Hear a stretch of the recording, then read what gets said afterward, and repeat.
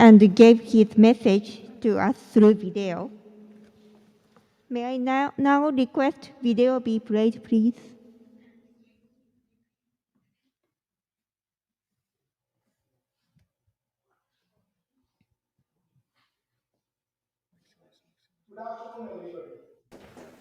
Good afternoon, everybody.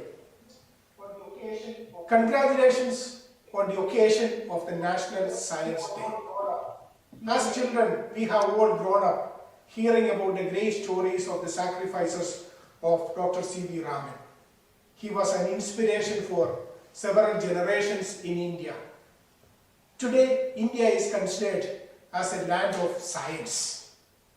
There are so many reputed science institutions in India which makes each one of us proud. India produces one of the largest number of engineers in the world.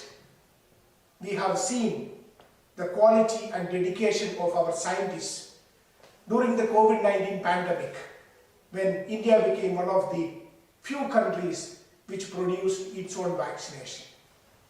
We have used these vaccines to vaccinate over 1 billion population, making us one of the few countries in the world which not only vaccinated all its citizens, but also exported, actually sent vaccines to more than 100 countries, living up to the civilizational ethos and values of Vasudhaiva Kutumbakam.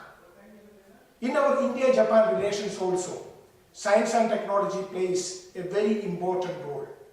There are so many institutes with which India has tie-up in the field of science and technology. We work together for a common cause for science, for the love of humanity. I am very happy that on this occasion we have brought together and is working and is organizing a very important seminar. In India-Japan relations, there is huge potential for further strengthening our relationship, particularly in the field of science and technology. I am very happy that Indian Embassy has set up an Indian Professionals Network with a view to further strengthen the collaboration between scientists and our citizens. We plan to bring together everyone who works as professionals in this country to the common cause of further developing our engagement with Japan. Once again, I wish everyone a great day of science on this occasion of India's National Science Day.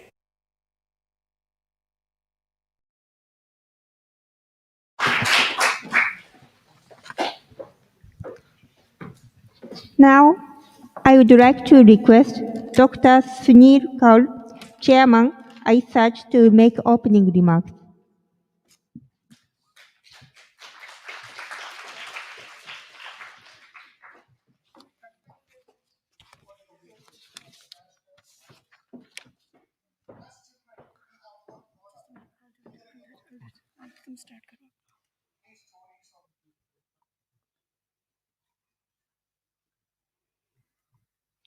Want something on the back?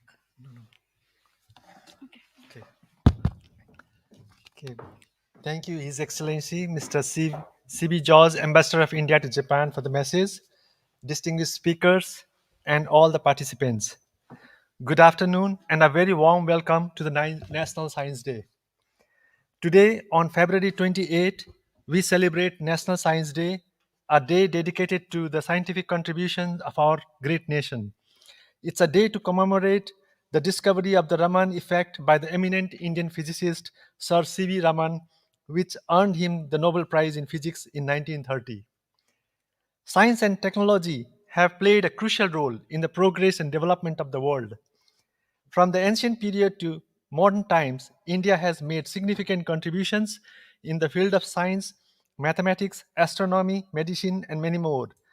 The legacy of Indian science is rich and varied, and it has left an indelible mark on the world. Today, India is a major player in the global scientific community.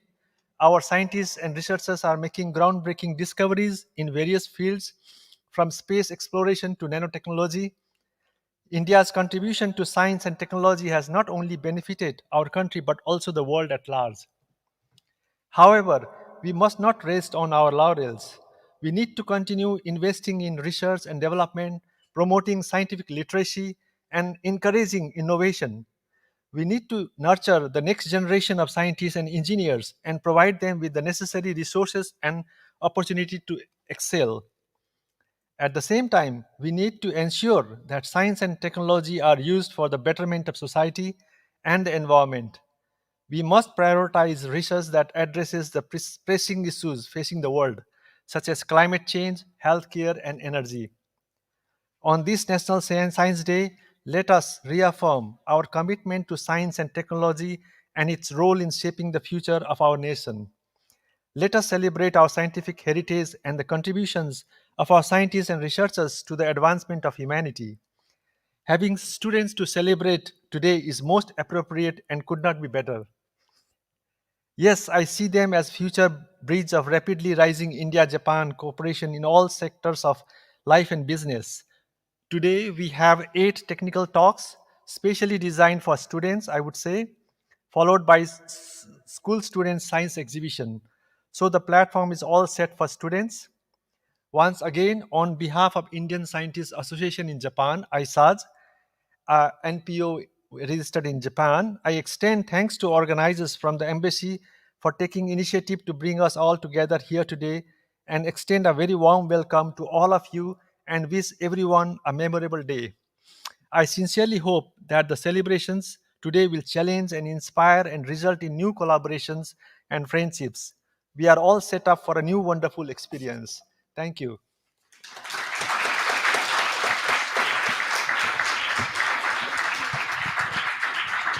Thank you very much for your remarks, sir.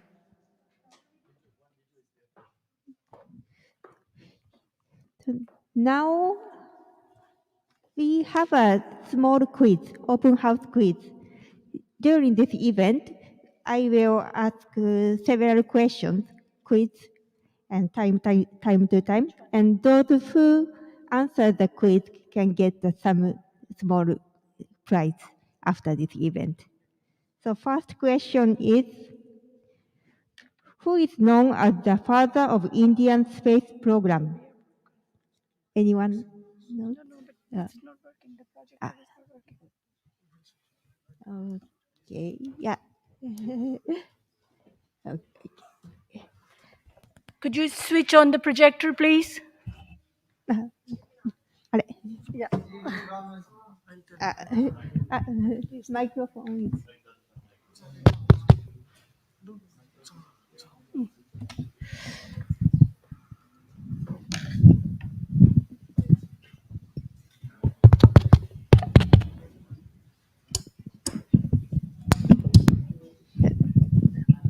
Okay. So, speak loudly. Yes. Yeah, that's true. The answer is wanna stand up? Vikram Sarabhai. Yeah?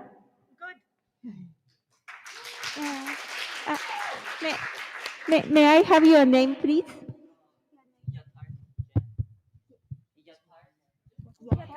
Yathar.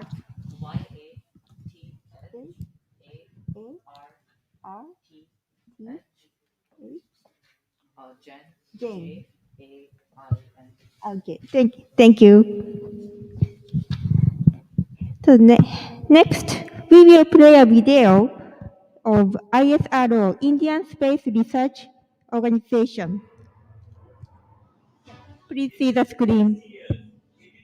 Could you dim the lights, please? Dim the podium lights. Yeah, good.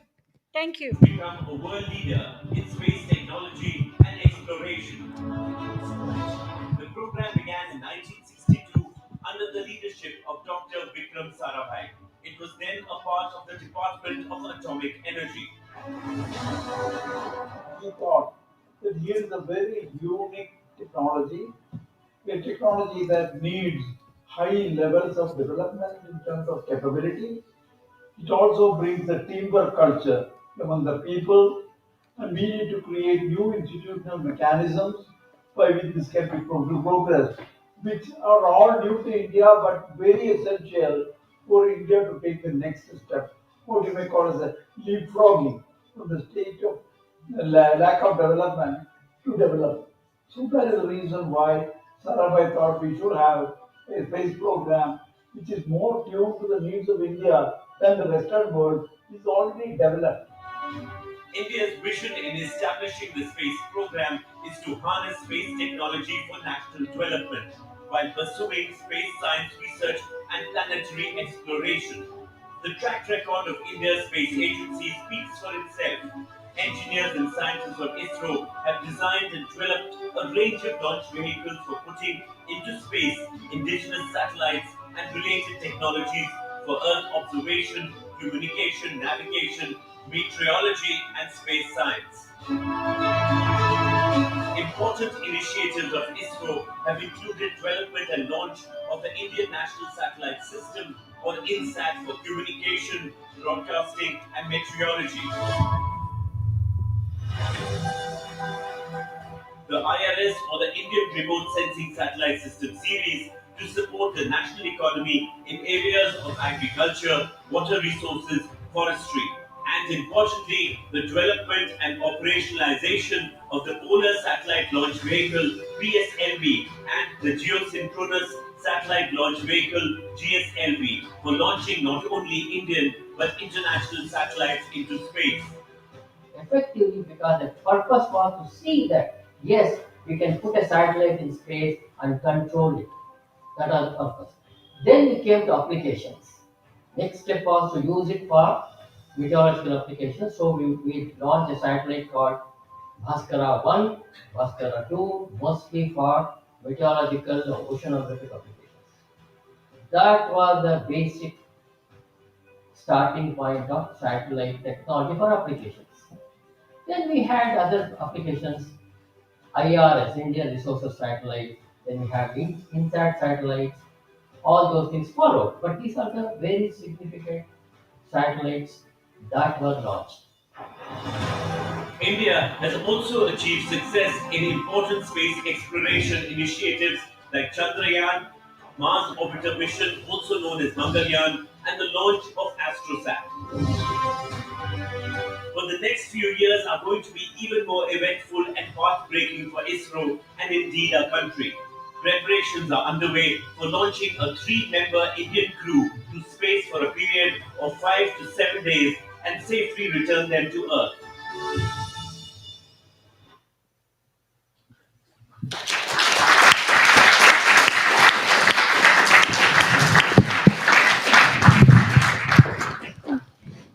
Now we will move on to the technical session.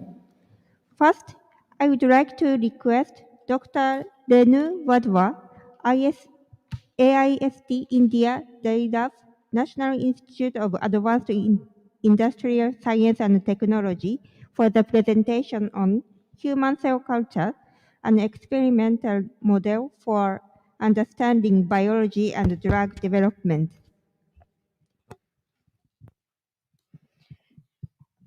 Thank you. Thank you very much. Am I heard okay? Is it fine? All right, good. Thank you, organizers from Embassy and ISAJ, for bringing us all together here. Happy Science Day to everyone. Say loudly, Happy Science Day. Wonderful. Okay. So before I actually get to the topic of today, a little bit of my own introduction. My name is Renu Wadhwa. I work for National Institute of Advanced Industrial Science and Technology. I hail from Amritsar. Do you know Amritsar? City of Golden Temple in India. Yes, that's also famous for Jallianwala Bagh and also Guru Nanak University. And so I've had my education from Guru Nanak University. Been in Japan for last 33 years. Sounds huge, right? Yeah, it is. It's true. And I belong to AIST, as I said, and it's the largest public multidisciplinary institution, has 7 major domains listed here, and I belong to life science and biotechnology, and my lab is called AST India Dialab. Probably only one lab in the world which has the name India. So we are called AST India Dialab for the reasons I'll tell you in a minute.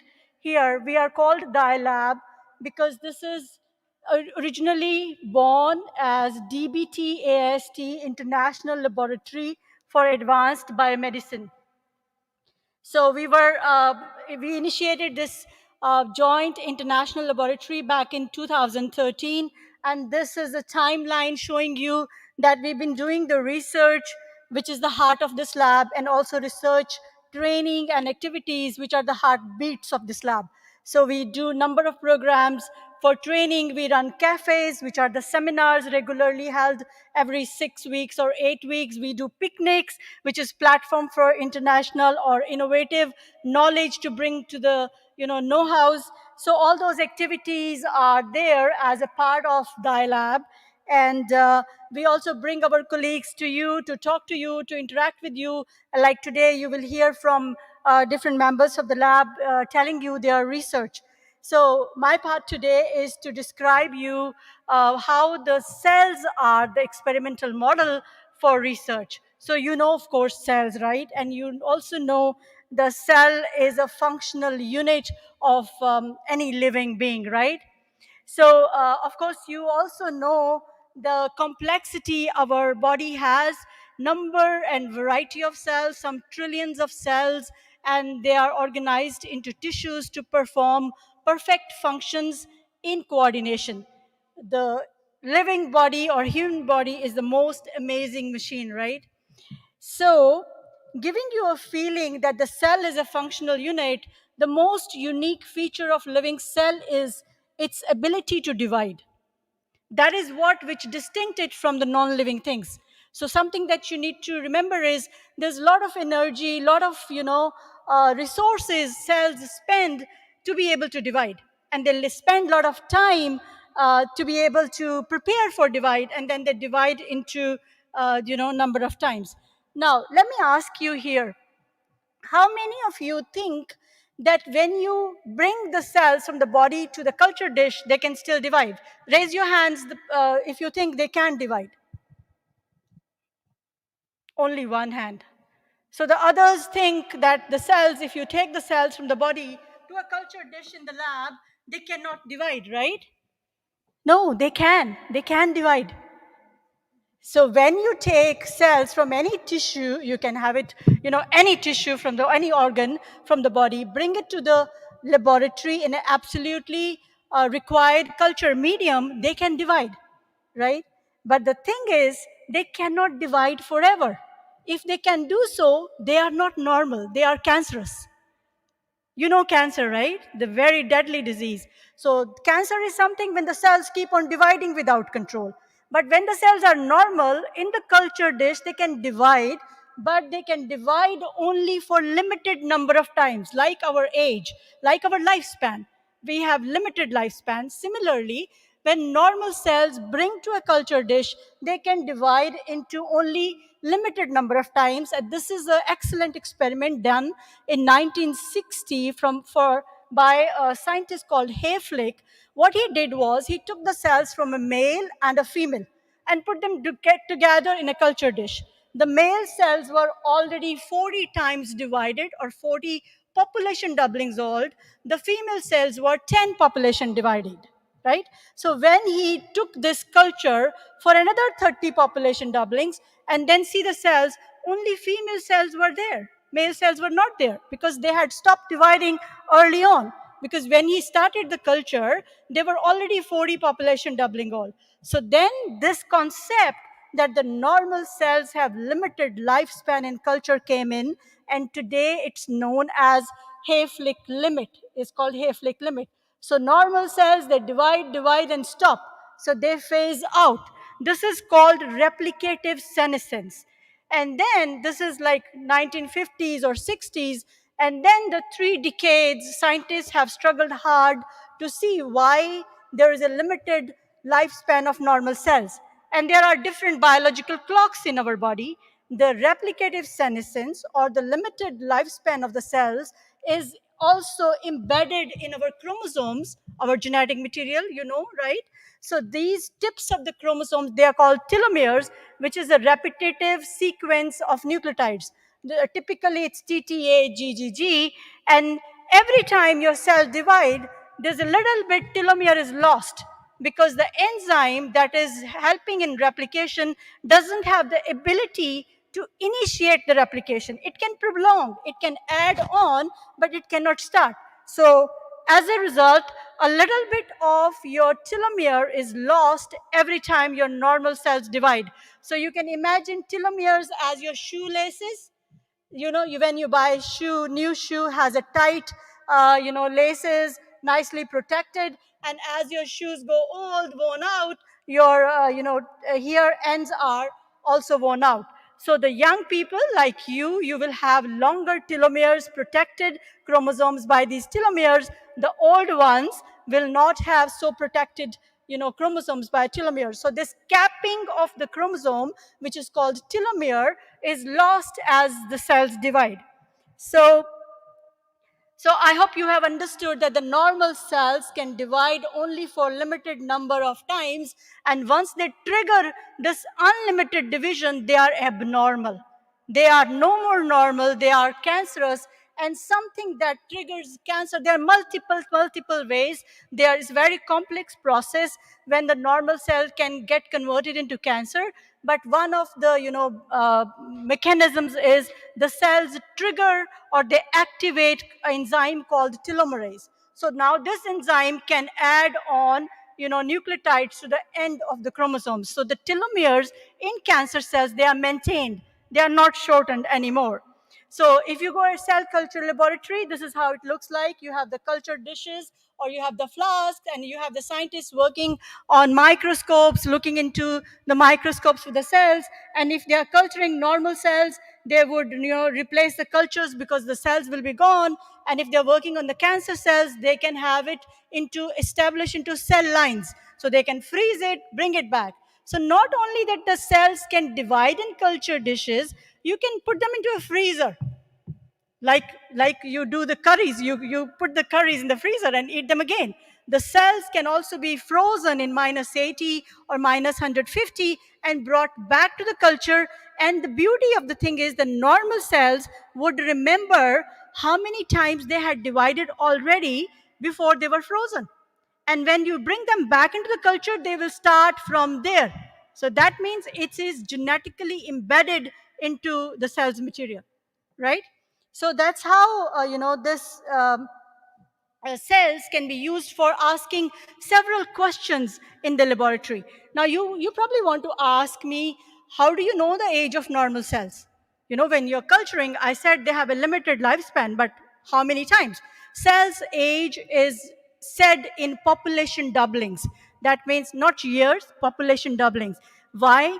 Because you can actually freeze the cells anytime and then bring back. Even after 10 years or 20 years, it will again start reviving back. So chronological age will not apply. So it is the population doubling. So how would you know the population doublings of the normal cells? So if you're taking a culture like this, if you have a dish where the cells are attached to the bottom of this dish, and then you take these cells by some way, put it into the next dish, and you take half of these cells, because cells going to divide, right? So you take half of this to the next dish. So tell me, how many times cells have to divide to make again the full dish? If you have taken half, one time, right? So they will divide one time and again the dish is full. So you again take the half and again take it further.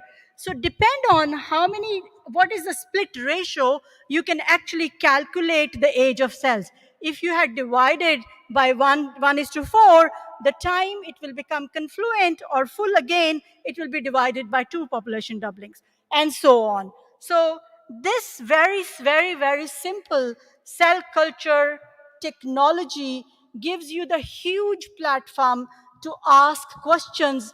Why cells age? What happens when they age? Why cancer cells don't age? And how can we stop them from dividing? In other words, cancer drug development, right? And that's what my lab has been doing. And not only that, if you stress the cells, normal cells, or even the cancer cells in culture, they respond to the stress as we do. Their whole metabolism will change, the protein profiles will change, mRNA will change. So this cell culture system gives you a very powerful platform to do science on aging, on stress, on a disease like cancer. And that's what my lab has been doing for last 33 years. Now, one of the first discovery we made in my lab was discovery of a protein which was differentially expressed in normal cells and the cancer cells, and we named this protein as mortlin, right? So now mortlin is nearly 30 years old, and we know so many things about this protein, what it does, and most remarkably, what we know about this protein is that it is promoting cell proliferation. In cancers, it is present in a higher amount.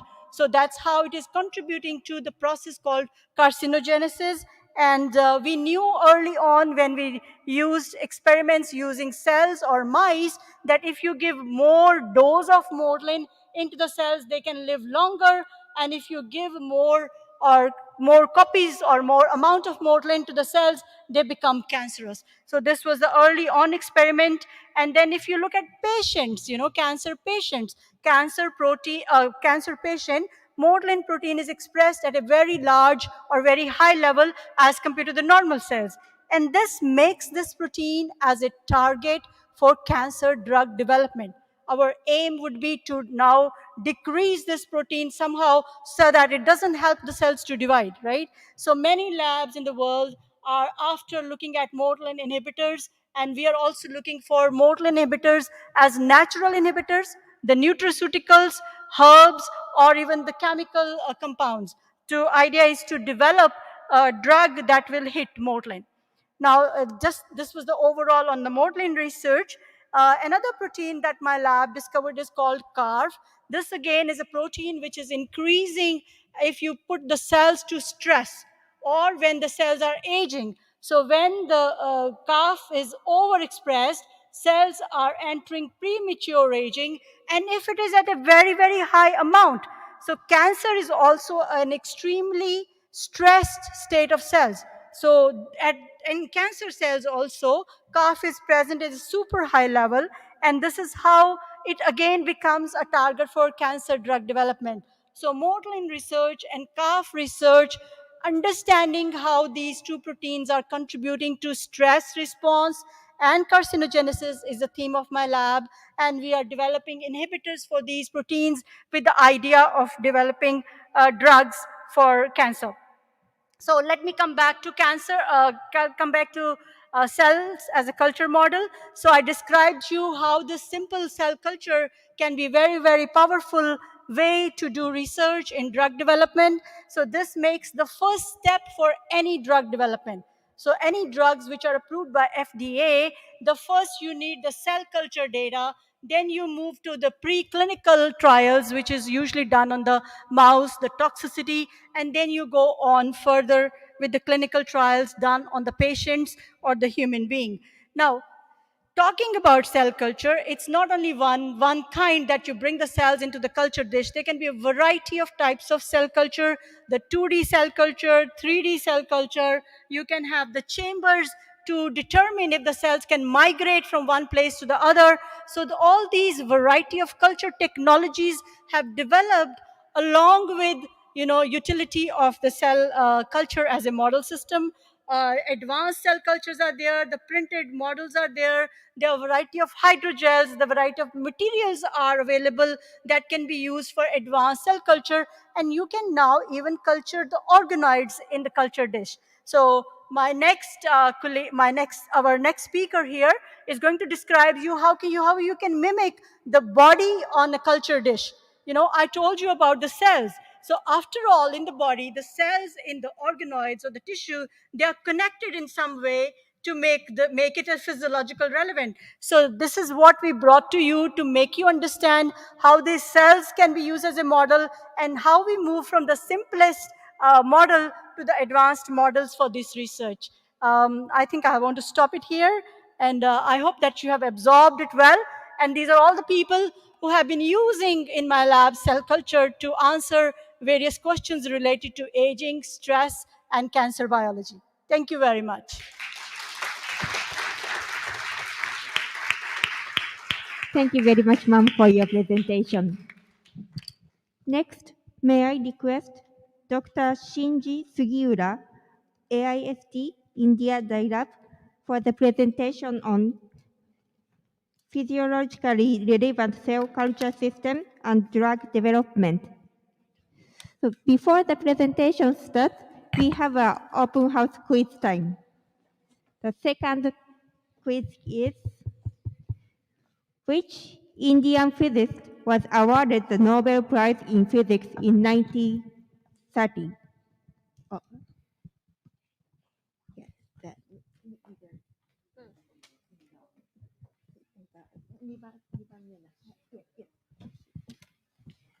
C.V. Raman.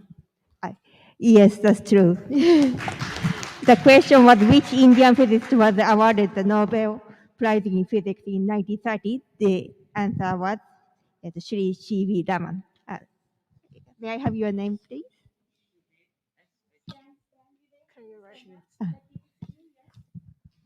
Yeah.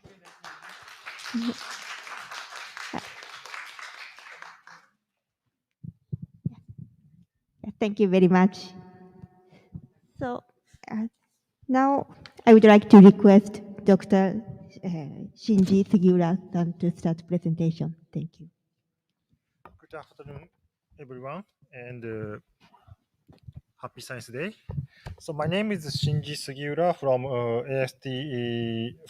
AST India Lab, AST Japan, and thank you for organizers to give me a chance to talk in such kind of prestigious places. So today I'm going to talk about the physiologically relevant cell culture system and drug development. The concept of the physiologically relevant cell culture system is to recapitulate the physiological phenomena in human body in engineered cell culture devices. So today I'm going to introduce our two types of the microphysiological system to reconstruct the physiological phenomena in multi-throughput manner. Let me start to explain why do we need such kind of the microphysiological systems. So this slide shows the drug discovery process. Drug discovery process starts from the screening and proceeds to the lead optimization and clinical study and clinical study. And this process takes very long time and costs huge money.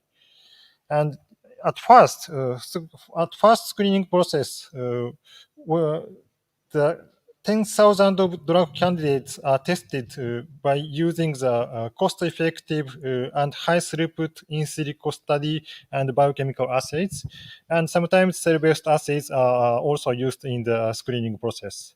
After that, hundreds of the compounds are selected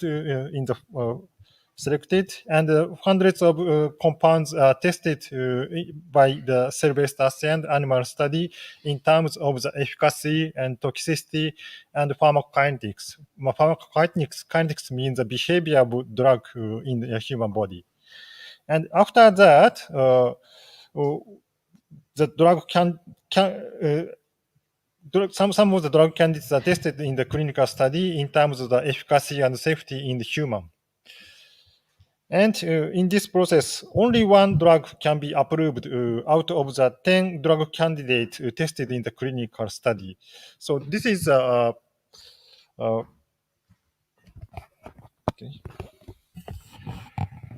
So this is a reason of the this kind of the high cost, and also there is a hazardous risk for the patients in the clinical study. So what is the problem? So we think there are two problems. So one is the reliability of the cell-based assay. Some cultured cells lose their functions in the culture environment because the culture environment is totally different from our human body, inside of the human body. Another issue is a gap between the species. So we can choose 10 drug candidates through the animal test. So we can find the 10 drug candidates for animal, but one of 10 can work for human. So we need now reliable cell-based assay using the human cells. So let's see about the cell culture in the lab. So as Dr. Renu introduced, so we can culture cells in the culture dish, And in the culture, these cells can expand like two-dimensionally. So, but there is no 3D tissue structure and there is no blood flow. So this environment is totally different from the human body, that in the human body. So we need the microphysiological system that is a culture platform which exhibits the tissue and organ level function by mimicking the physiological environment. So I'm interested in the flow of the blood effect of blood flow. So let me think about the role of the blood flow in human body. There are three levels of the role of blood flow. So in cellular level, so for example, endothelial cells, that is cells construct the wall of the blood vessel. Endothelial cells respond to the fluidic stimuli caused by the blood flow. For example, if we run or climb a mountain, so we feel our blood flow becomes fast. Then endothelial cells respond to the blood flow and secrete some mediator to induce the expansion of the blood vessel. So then we can deliver the oxygen efficiently. And next, blood flow also supply nutrients and remove the waste from the three-dimensional tissues. And in organ level, so blood flow also mediates the organ-organ interaction. So today I'm going to introduce two types of the microphysiological system to induce the blood fluidic stimuli and also the mediates the organ-organ interaction. So first example is microphysiological system for recapitulating the fluidic stimuli. So as I explained, endothelial cells respond to the blood flow. So to mimic the environment in the blood vessel, we made this kind of microfluidic system, microphysiological system, in which endothelial cells are cultured on the membrane, and we can generate the blood flow of the media by applying pneumatic pressure. So then you can see the endothelial cells respond to the blood aligned in response to the blood flow. So this is the technology of the device fabrication. We use the microfabrication technology that is used for the semiconductor technology, and also this is a theory to design the fluidic shear stress. So this is physics. Maybe some of you will learn in the university. So anyway, by applying the physiological blood flow stimuli, we can see the alignment of the endothelial cells and also upregulation of the genes related to the blood vessel expansion. So we could recapitulate the physiological environment in the blood vessel. So another example is the connected multi-organ microphysiological system. So in human body, when we take the medicine, so drug is absorbed by the intestine and metabolized in the liver and works in the target organ and excreted in the kidney.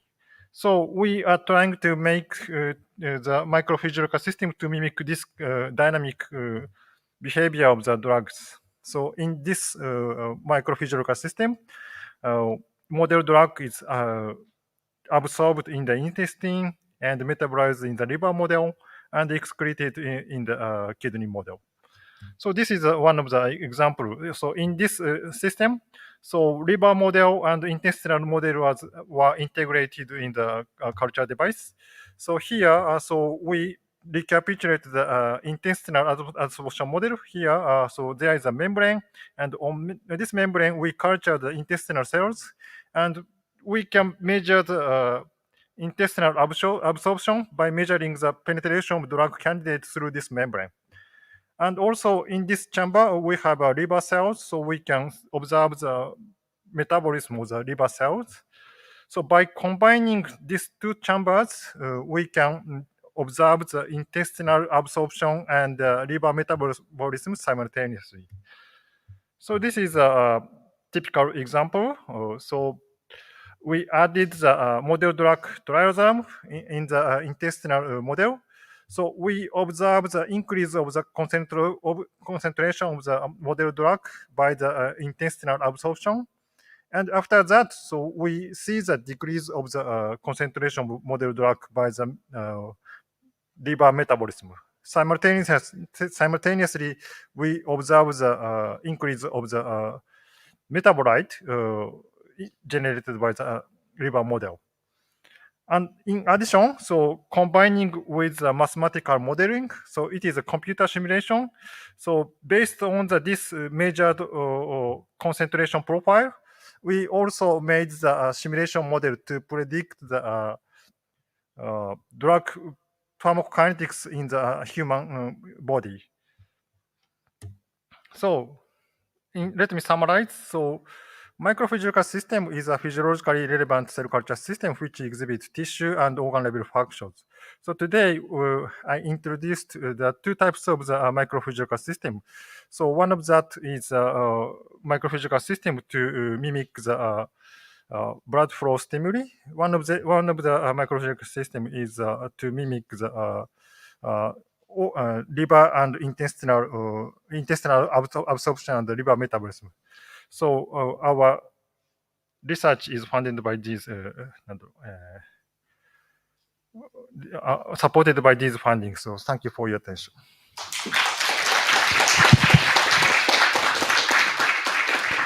Thank you very much, sir, for your presentation. Next, I would like to request Dr. Ayane Yamagishi, AIST India Dialab, for the presentation on cell mechanics, biology, and drug development. So before the presentation starts, we have a quiz time.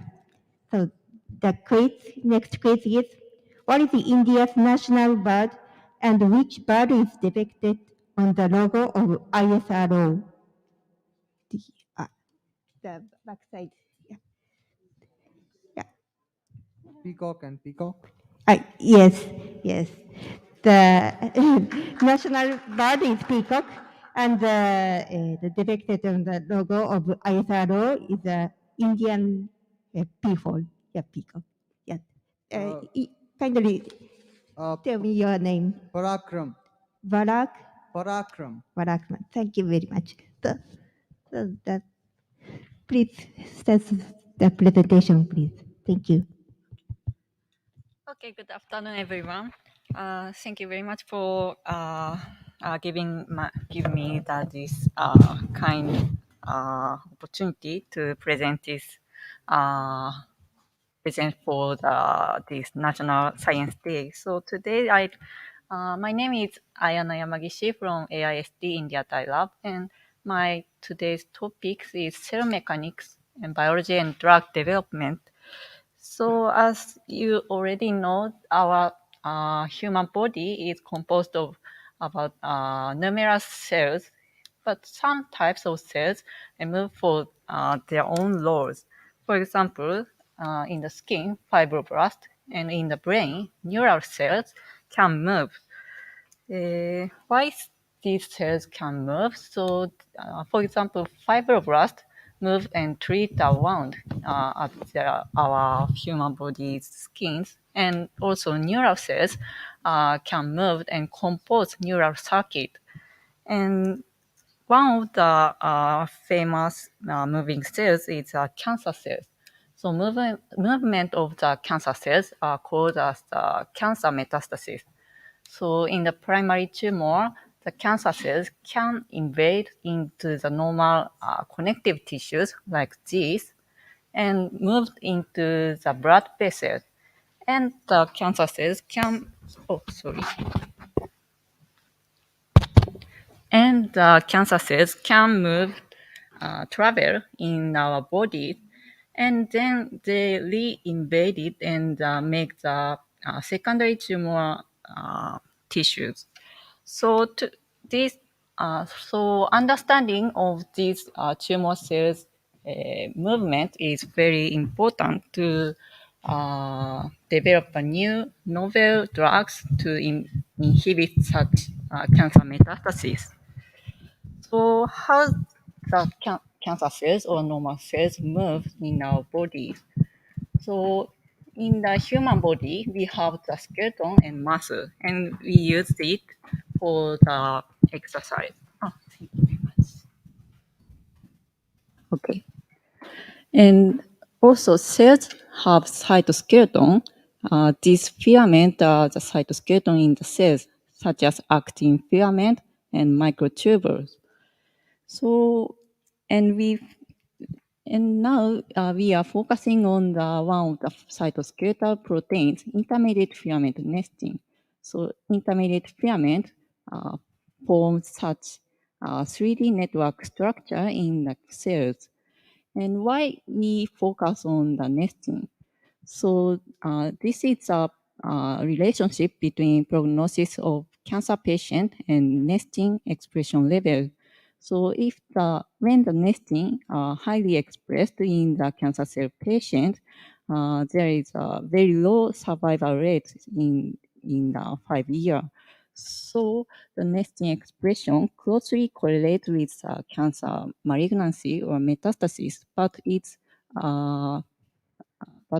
function is not clear. So we generate the nesting knockout cell by the genome editing. These genome editing tools can precisely cut the genome gene, and when the mutations are added into the genome, the nesting gene can be disrupted. So as you can see, this is a nesting, the green filament. But the nesting knockout cells, the green filament cannot be observed. This shows the nesting knockout cell was successfully generated by the genome editing. So now we are using the mouse breast cancer cell lines. And by comparing these parental cells and nesting knockout cells, we analyze the nesting function. And we also focus on the cell stiffness. Normally, the cancer cells are softer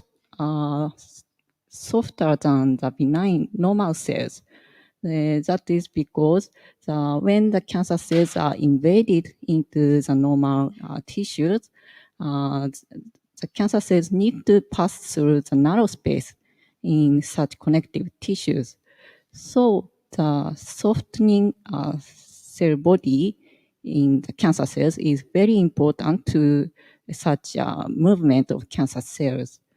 So we measure the cell stiffness by using the pushing analyzement by using such measurement tools. And we found that the nesting knockout cells are harder than the parental cells. This means the increase of cell stiffness causes the cancer cells hard to pass through such narrow spaces, and this causes the decrease of metastasis ability of the nesting knockout cells. But basically, such cell cytoskeleton maintains the cell body and increases the cellular stiffness. So why did cell stiffness increase by the nesting disruption? That is the question. And then we found that we analyzed the interactions between the cytoskeletal proteins filament. So these 3D images show the binding site of cytoskeleton. This red spot shows the binding site of cytoskeleton. And this site of cytoskeleton was observed in the entire cell surface. So such interaction between the cytoskeletal filament throughout the cell can contribute to the cell stiffness. Then we measure this binding site between cytoskeletal filament in the parental mouse breast cancer cells and the nesting knockout cells. So this is the number of binding sites, and this result shows the by the knockout of nestin, such number of binding sites are increased in this knockout strain. And now we consider the nestin can inhibit such interaction between the cytoskeletal filaments and weaken the cytoskeleton formation. And this causes a cell, softening of cell body. So that is a nesting function, and we consider that the target of nesting to increase the cell stiffness can be utilized for the novel drug to inhibit the cancer cell metastasis in our bodies. So this is the conclusion. The stiffness of the mouse breast cancer cell was increased by the intermediate filament nesting knockout. And we suppose that nesting function is softening of the cytoskeletal structure. And such knockout of nesting may have applications in novel drugs or therapies that harden cells and inhibit cancer metastasis. So thank you very much for your kind attention. Thank you for the presentation. Next, I would like to request Ms. Dr. Haoyus Yoe Zhang, University of Tsukuba, for the presentation on cell culture system for stress biology and intervention. So before the presentation starts, we have a quiz time. Next quiz is, what is the name of Indian first satellite and when was it launched? Okay.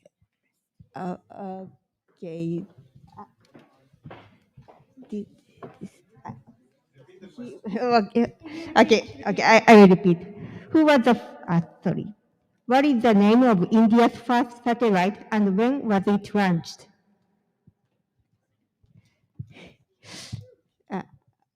Okay, backside. Aryabhata in Bangalore. Okay, and when? When was it? Okay. Yeah, the name of satellite is Aryabharat. And Bangalore. It was near Bangalore. Okay. And when was it? Yeah, okay, yeah. 19? No, not 67. Okay, next.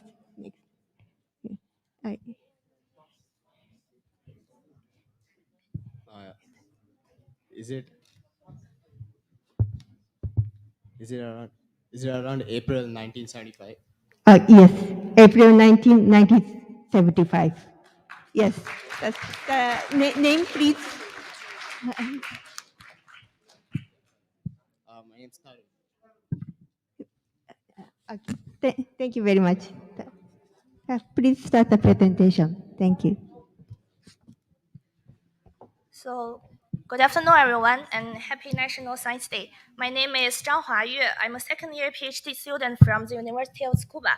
And thank you for giving me this chance to share my research. And today I would like to talk about the cell culture system and stress. Oh, you all know stress, right? You may complain to your friends, I'm stressed out before your examination. But please be noted that stress is never not just an endogenous emotional strain. It can be finally defined as the reaction of the body to a challenge or demand. Actually, any homeostatic imbalance may put your body in stress. And nowadays, we are exposed to the chemicals, pollutants, the noise, the light every day and everywhere. And all these multiple factors have become an inevitable component of our life, as well as the stresses from the environment. And such exposure is still on the rise, especially in developing countries. So, how does the stress impact our health? Briefly, the impact is attributed to the oxidative stress, which refers to the accumulation of reactive oxygen species and subsequent molecular damage, leading to accelerated aging and age-related disorders such as cancer and neurodegeneration. and unfortunately, even death. Now let's think about this. As one of the most widely used research system, can the cell culture system help us with the stress management? Well, the answer is definitely yes. As we mentioned, the culprit of stress-induced damage is ROS, and when the culture cells are attacked by the ROS, they show similar stress responses to those happening at organismic level, and that can be regarded as an efficient model system for screening of anti-stress compounds. And now I'll show you how we perform such screening. We use the three kinds of environmental chemicals that can induce oxidative stress, so it's called three-dimensional cell-based screening. The cells were first exposed to paraquat and then recovered in either control medium or compound supplementing medium. And the compound that rescued the cell survival from paraquat-induced cell death were selected and supplied to either cadmium or cobalt stressed cells. And finally, the compounds protecting the cells from three stressor-induced cell deaths were selected and subjected to further molecular analysis. All right, you want to see some details? So to confirm whether the selected compounds really protect the cells from stress, we did this ROS assay. And in this case, the ROS level was reflected at the fluorescence intensity. So we can see here the stressed cells show significant accumulation of ROS, but the compound treated cells didn't, which means the cells were recovered from the stressed status. And of course, here are more we can do with the cell culture system. For example, we can transfect the cells with green fluorescent protein, so we can monitor the protein quality directly. And here we can see the aggregated protein in stressed cells, but not in the normal cells. Also, we can stain the markers that can reflect DNA damage using antibodies. Like here, we choose the gamma H2AX protein, which is a marker for DNA double-strand break. And we can see the very strong signal of this protein in stress cells, but not in normal cells. So with all these techniques, the cell culture system can help us efficiently with the stress biology. And at last, I would like to give you some take-home message. So now we know that we should never underestimate the environmental stressors because they can induce oxidative stress in our body and keep impacting our health. Meanwhile, with the help of a cell culture system, I believe we can keep moving forward in understanding the stress biology and finally achieving the stress intervention. And thank you for your attention.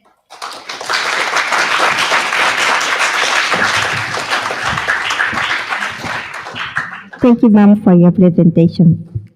Next, I would like to request Dr. Swatin Behra, Japan Agency for Marine Earth Science and Technology, for the presentation on predicting climate extreme, the revolution of digital twins to unlock sustainable development.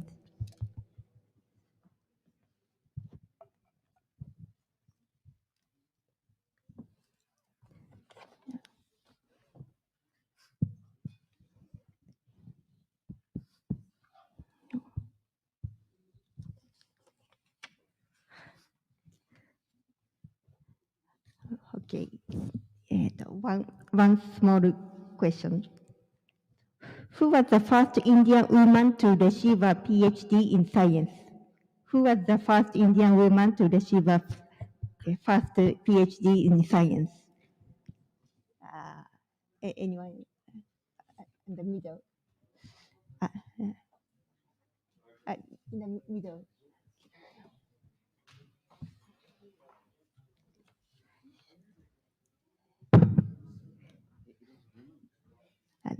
No.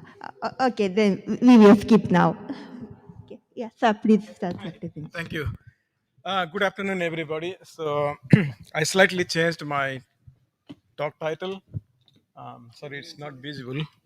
I want to talk more about the climate and society, how it evolved from the past, what is the present state, and where we are heading in the future.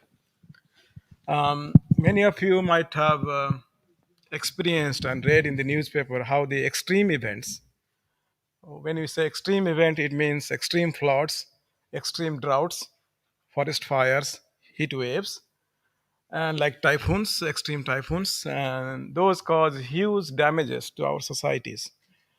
And people often refer to them as climate change. I'll tell you in a minute that's not climate change. But most of those extremes are usually related to what we call modes of climate variations. And some of these modes of climate variations are like El Nino Southern Oscillation, which happens in the Eastern Pacific, and then the El Nino Modoki, which involves both Eastern and Western as well as Central Pacific, and the Indian Ocean Dipole, which is the counterpart of El Nino in the Indian Ocean. These are kind of climate phenomena that happens covering the whole ocean basins. In the El Nino case, the whole Pacific, and the IOD case, Indian Ocean Dipole case, it's the whole Indian Ocean. And they last for one season to 1 year. So they last quite long. These are kind of anomalies in the system. We have a seasonal climate. On top of that, you have year-to-year variations. And these are kind of some of those year-to-year variations when the climate produces these kind of climate events. And when El Nino happens, usually when El Nino happens, we have the warm sea surface temperature anomalies. Why we are interested in the sea surface temperature anomalies? Because warmer temperature means it will hit the atmosphere, the air, close to the sea surface, and that air will rise. And when the air is rising, it will condense after some times because it's going to colder and colder levels. And when it condenses, it will produce the cloud and then the rainfall. That's what we are interested in. And once we have that kind of system in the atmosphere, like if you have seen in a pond, if you throw a stone, it creates the ripple, and that ripple travels all the way, even to the end of the pond. So that kind of thing, once it happens in the Eastern Pacific, the signal can propagate all around the globe, what we call as the atmospheric teleconnections.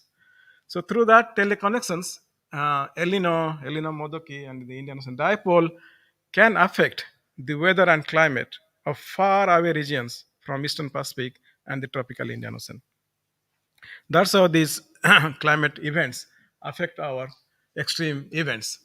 So to give you an overview of different scales of phenomena in the ocean and atmosphere, like these are the whirlwind we can see during summertime. If you go out of your house or school, sometimes you see rotating winds with leaves and all, and those last for a few minutes. And then you have the tornadoes, which are very strong. They can last for hours and cause huge damages. And then we have the cyclones. In Japan, we call them as typhoons. In India, it is called a cyclone. And then we have the Madden-Julian oscillations, or the intraseasonal oscillations, the El Nino, the Indian Ocean Dipole, I talked to you a little bit earlier. And at the top of the scale, you have the climate change. So these are kind of minutes, hours, days, and weeks, and then seasons. And then this is change. Change means it doesn't come back. All these things goes to normal, but these things, once it changes, it changes. So that's why we are very much interested in knowing the climate change, because it will affect our society. It will completely change the way we have been working now, the way we have been dealing with our environment, ourselves. So that's why we are interested in that scale, climate change scale. But climate change is not so easy to understand, although we have understood why we have this climate change. At this moment, we are attributing the change in the temperature, or the warming that we are seeing in the global temperature, surface temperature, is due to the increase in greenhouse gases. What is greenhouse gas? Carbon dioxide, methane, nitrous oxide, and water vapor, and similar things. And these greenhouse gases are in the atmosphere. As you know, we get the heat from the sun, and that heat is reflected back to the outer space. And some part of that heat, which is being reflected back, returns back to Earth's surface. That's how we maintain a global temperature of 15 degrees centigrade. That was the temperature we had somewhere in the pre-industrial time. Now we have, because we added more greenhouse gases, the heat which was being reflected back to the outer space, not all of them are going back. Some more of them are coming back. So that's how we are heating the atmosphere and the planet, and the mean temperature is also rising. The global mean temperature is also rising, and that's what is our concern. Um, to tell you the truth, greenhouse gases is only one factor in climate change. There are several other factors. There are some natural factors like the axis, the tilting axis of the Earth. It's not fixed. What is it? How much it is actually now? 23 and a half. So it is not fixed. It changes from 24.5 to 22.5. And depending on the tilt of the axis, we get the part of the Earth closer to the sun or away from the sun. So that's how we can also create either global warming or ice age. And that is what is happening over the millions of years, billions of years, naturally. We also have this change in the orbit. Sometimes the orbit is a bit circular, sometimes it is more elongated. And depending on what kind of orbit you have, you also get naturally global warming or ice age. That has been happening over the years. And Milankovitch is the scientist who found that there is a kind of rhythm in this kind of natural changes, which he found that of the scale of 20,000 years to 40,000 years. So every 20,000 to 40,000 years, either you go to the global warming or ice age. That's what is happening naturally.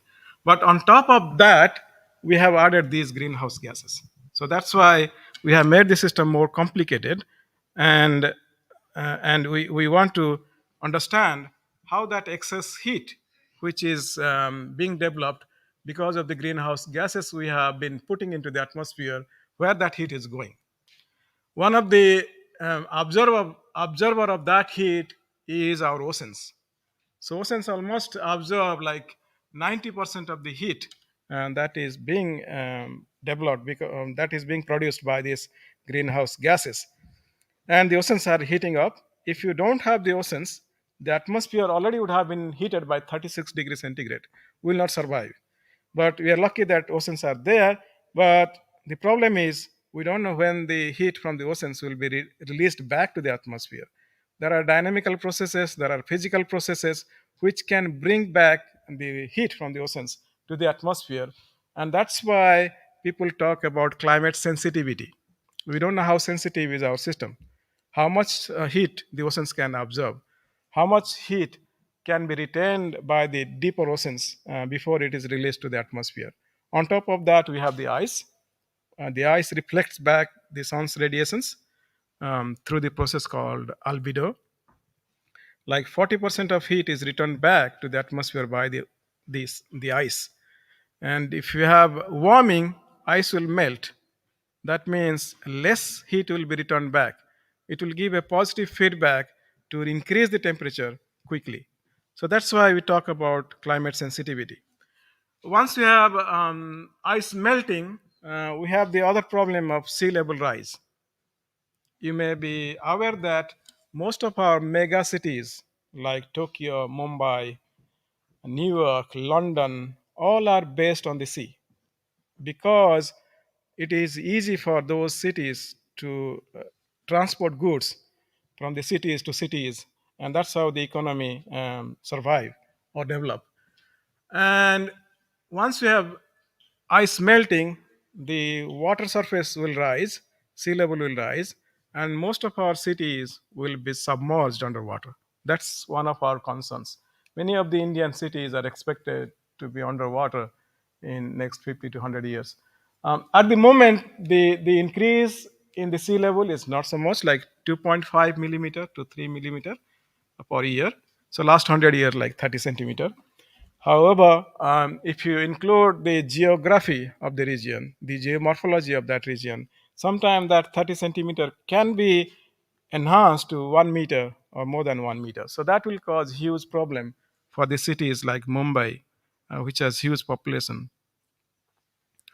Now, once we know that climate is causing huge impact on our societies in different ways, We have climate modes of climate variations. We have climate change. We have extreme climate events. So once we know that, what we want to do is we digitize the ocean and atmosphere so that we can simulate them using the computers we have. And that process has started actually long back, like 50s and 60s. In 50s, people were producing the models which can predict the weather of the mid latitudes. Now we have the models which can predict the climate on global scale. And these are the guys who started those kind of climate modeling, but both for climate change projections and climate predictions. Full mark, if you know who is he. Anybody? So he is the Suki Manabe, who received the Nobel Prize in 2021 in physics. He was the guy, together with Kirk Bryan here, they developed the ocean and atmosphere model using computers. They digitized the atmosphere, they digitized the ocean using grid points, and solved the partial differential equations using numerical technique. So if you approximate delta x tend to 0, limit delta x tend to 0, df dx will become difference of f divided by difference of x. That's how numerically we solve the equations using this kind of grid system. And they started with a simple toy model. At the moment, we have very complex models with a resolution of 10 kilometers. Using those models, we project what will be the future climate.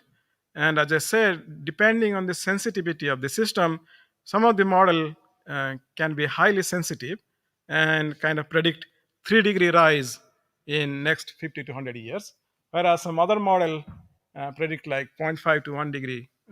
If that model thinks the ocean is not so sensitive or the climate is not so sensitive to the global greenhouse gas. We also do climate predictions. This is one of the example we have been doing at Jamstack. The model is called Syntax Frontier Model. In this model, we are not projecting, we are predicting what will happen next winter, what will happen next summer. And we are very successful so far. We have the best model in the world to predict the El Niños, to predict the Indian Ocean Dipole, to predict the monsoon. And by using them, this is the recent predictions given on 1st February, and we are expecting an El Nino. And because of the El Nino, many parts of the world will face droughts, many parts of the world will get flooded, and also will have heat waves. And and using those predictions, we also try to apply those predictions for seasonal societal applications, like for example in health, in agriculture, in energy, in water. This is one of the examples where the model predictions are used to predict malaria cases in South Africa. We can do the same thing in India. We can do the same thing for any other part of the world. And we found that the model is highly efficient to predict the malaria cases at least several weeks ahead, so that we can plan for mitigations due to malaria outbreaks. Same thing we did for agriculture. We can forecast crop yields. So how much crop we expect, how much maize we expect, how much rice we expect, how much soybean we expect next season, based on the predictions given by the climate model as well as the crop model. So that's how the society is evolving now. From society 1, where you had like hunters and gatherers, we moved to a better society using agriculture, because we started knowing the impact of climate on crops. And then we went to the industrial society. Now we are somewhere in between society 4 and society 5, somewhere here. Society 4, we are developing many computers, we are developing models, I showed you earlier. And now we are trying to apply those model predictions, model information for the society, not only by creating human-computer interface, but also computer-computer interface, and computer and the Internet of Things, IoT's interface.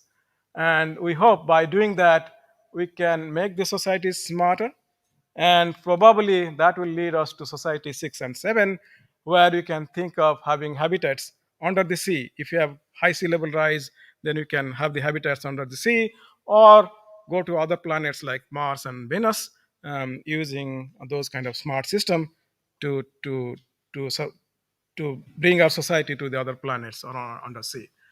So that's my summary. Basically, I want to say that climate is very important for our life, and we are digitizing the climate systems, and we are quite accurate in predicting them, and hopefully we'll have many more applications in the future so that we can both adapt and mitigate to climate variations and climate change and also extreme events. Thank you.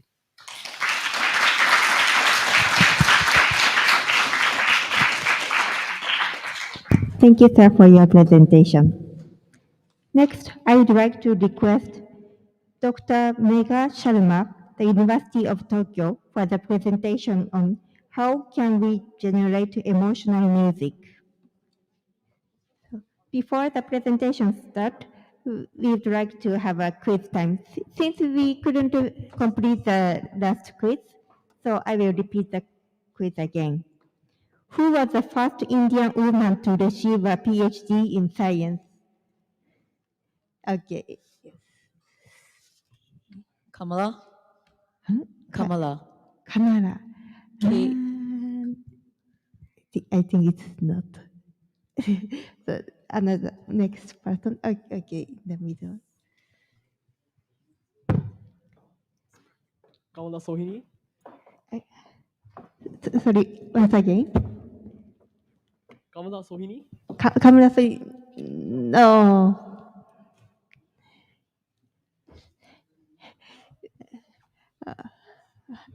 Okay, one more.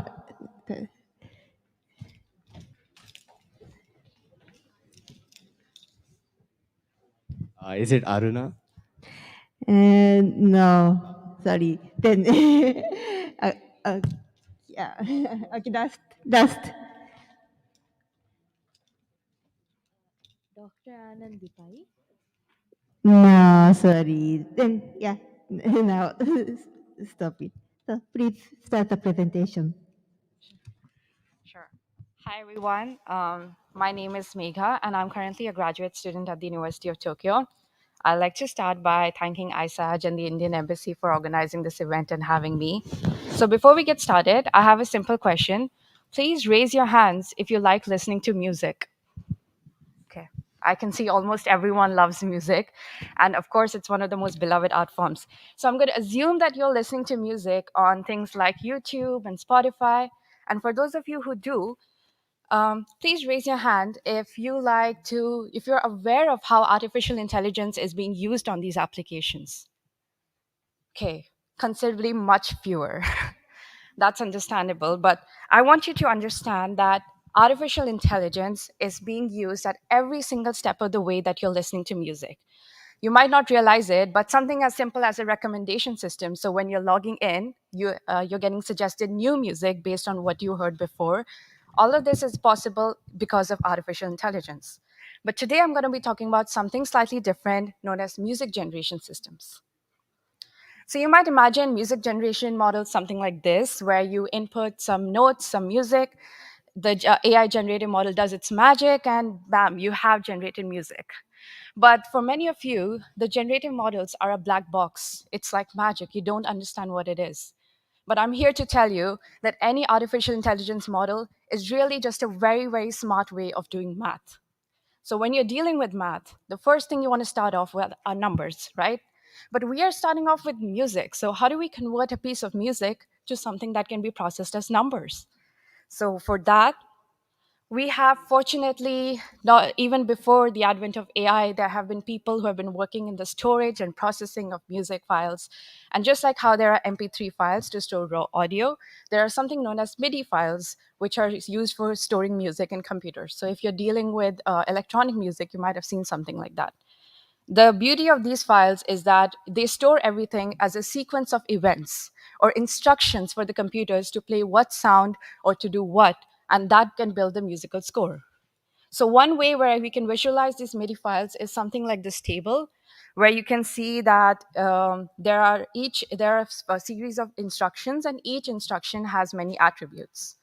So let's try to understand this for a bit. The first instruction here is a bar type, and the value is 0, which means that the instruction type would mean that start a new bar, and the value is 0, which means it's the first instruction. In computer science, generally we start counting by 0.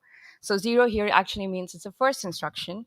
And the second instruction says at position 0, that's it. So what does that mean? It means that play the next note that's following in the current bar at the position 0, or at the first position of the current bar. And the next instruction is going to tell you the note and its pitch, velocity, and duration. So this is how MIDI files are generally stored as. And what you might have noticed is that a lot of this information is already numerical, right? Especially velocity, duration, and whatever is not is categorical. And categorical data means anything that can be labelized. So something that is discrete, like the type. It can only either be bar, position, or note.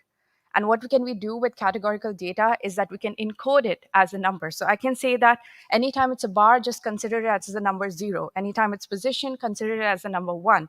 And anytime it's note, consider it as number 2. So we go from this table to something like this. And this is very exciting because we've just converted a piece of music into a table of numbers. And for those of you, if you're familiar with this looks very similar to something known as a matrix, which is a table of numbers, right? And now we can start processing this using an AI model. So how does the model really look like? One special model that I'm going to be discussing here is something known as generative adversarial networks, or GANs for short. So let's think about the intuition. Imagine, how do you learn a skill? For some of you, you might learn it as a trial and error. So you start from scratch, create something, then you take it to your parent, your teacher, or any expert, and you ask your opinion on them. Then they will tell you, based on what they have seen before, how good it is, how bad it is, and you take that feedback and you try again. This is exactly how GANs work as well. In the GAN, you have two submodels. There's a generator and there's a discriminator. And the generator takes in random noise, does its calculations, and is able to create some instructions from the MIDI files. And then the discriminator looks into the generated instruction and predicts whether it's a real piece of music or a fake piece of music. And how does it know how real music sounds like? That's because we're also going to be feeding it real samples to learn how real music really, the patterns of the real music look like. So that brings me to my research topic, which is starting off with a very fundamental question: can we build emotional music? So when it comes to the current model that we saw, there was no concept of emotion here. So to add emotion, I added emotion as a conditioning variable or an attribute to the random noise. So I'm basically telling the generator that given a specific emotion, generate some instructions, and then we will see and train how this model works. So the generator and discriminator are both a type of transformer models. And so for the generator, I'll go in a bit detail of how this works. So here you can see how the inside of a generator works. And this is a very high level overview. But we are basically starting off with some random noise, and we have some emotion labels with it. And we are passing it through something known as an embedding layer. So you might imagine that the matrix and the random noise might be very huge, and we might want to compress it to something smaller. And that's why we embed it, and we pass it on to create a smaller vector representation of the original input. We then pass it through self-attention layers. Self-attention layers are layers that are basically telling at what instruction should pay attention to what instruction. This is the part where you start learning patterns. For example, you will learn that usually after a bar instruction, there is a falling position instruction, or what notes are usually played together as well. So this layer is actually doing the self-attention module, and then you pass it through a feed-forward layer, because right now we're in an internal vector representation, and we would like to, again, broadcast it back to a matrix that would be similar to generated instructions, or like how a MIDI file is supposed to look like, right? So all of these, each layer of here is actually holding on to its own matrix that is doing operations or performing operations with every input. So what we are actually doing at each layer is nothing but a series of matrix operations, like even something simple as addition, multiplication, and concatenation. So I need you to understand that. because the discriminator works very similarly, except it has a few more layers. And instead of outputting generated music, it's going to output whether it's something is real or fake. So how do we actually teach the model to perform better? We have to use a process known as backpropagation. But before we get started with backpropagation, we need a way to measure how well the submodels are doing, right? And we can do that by looking at calculating the loss function or the loss value of the generator. So I know this looks like a lot of crazy math here, but please understand the intuition behind each. The meaning for the loss value or for the generator is, so if the loss value is high, that means the generator is not able to create any music that the discriminator can think of as real. So the discriminator is very easily able to tell that whatever you're generating is fake. And if a discriminator's loss value is high, it means that the discriminator is not able to really classify the real and fake samples as correctly. So ideally, we would like to have low loss values.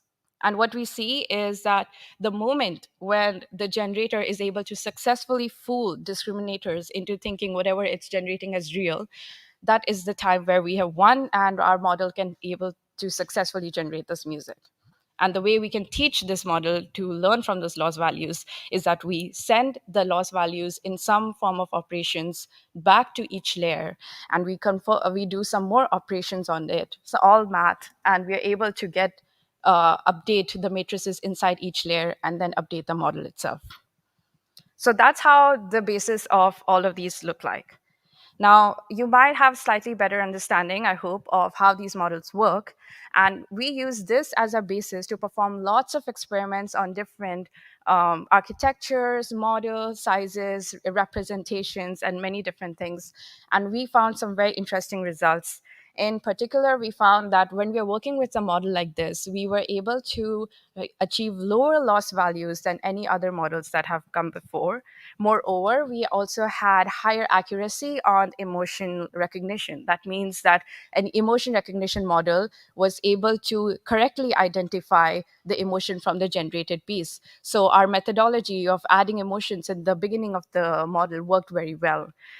So when we were training our model was at least 4 to 10 times smaller than the baseline and state of the art that you find out in other research. But we were training on very short samples, only around 1 to 2 seconds. But you can still see at the top left, which is our generated samples, and the bottom left, which is the original real samples. You can see that the top left, the beats are much more shorter, which is expected because we are also training on very short samples. And that's why it's very important to realize that the data you're training on has huge impact on the output as well. At the same time, you might see that regardless, it's still trying to follow the patterns close to what the real samples look like. And that's very interesting. So and for us, the biggest win was when we asked the participants to measure or compare how positive music sounds like. So when we generated some positive music and we asked them to compare it to other positive music, they found it was more emotional in quality. So to answer the question, can we generate emotional music? The short answer is yes. And in fact, it's very exciting because this means that we can use other qualities or other human qualities in perception to improve the quality of generated AI music. So it's of course not going to be fun to talk about music and not play anything.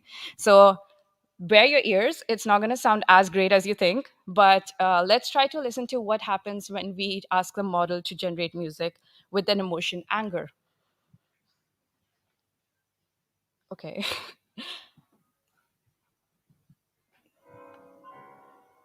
Wait, I will just play that again.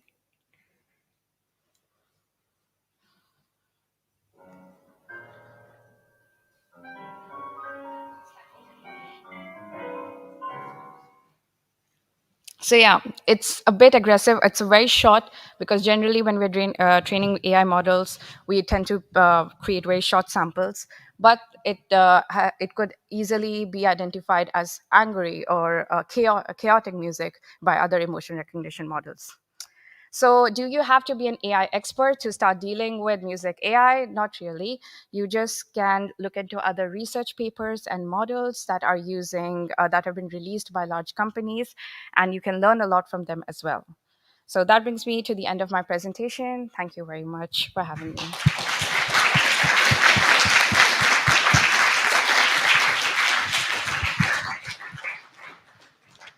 Thank you, ma'am, for your presentation. Next, I would like to request Dr. Diksha Arya, the University of Tokyo, for the presentation on AI-driven road inspection. The last quiz was, who was the first Indian woman to receive a PhD in science? But it looks a difficult question. Anyone who knows the answer? Okay, then.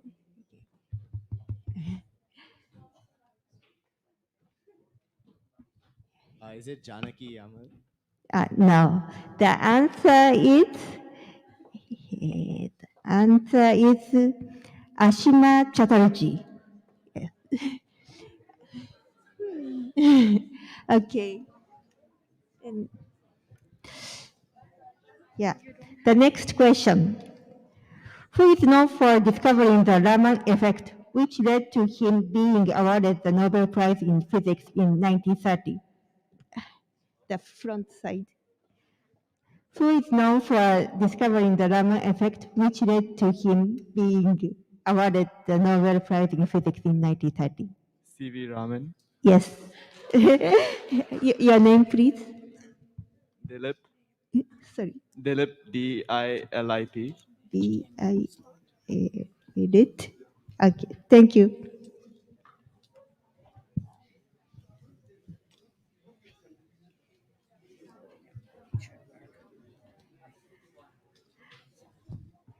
Okay, one more quiz.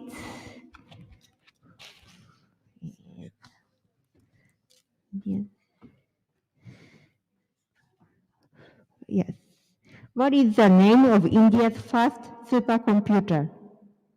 What is the name of India's first supercomputer?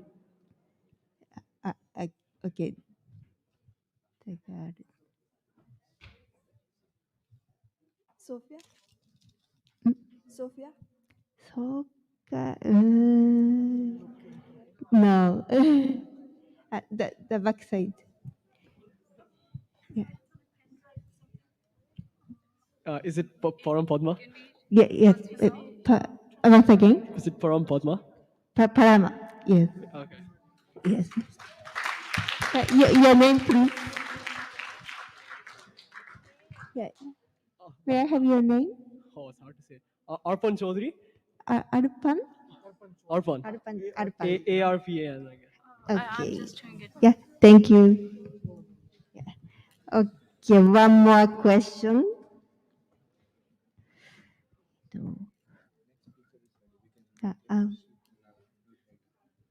Okay, now I would like to invite.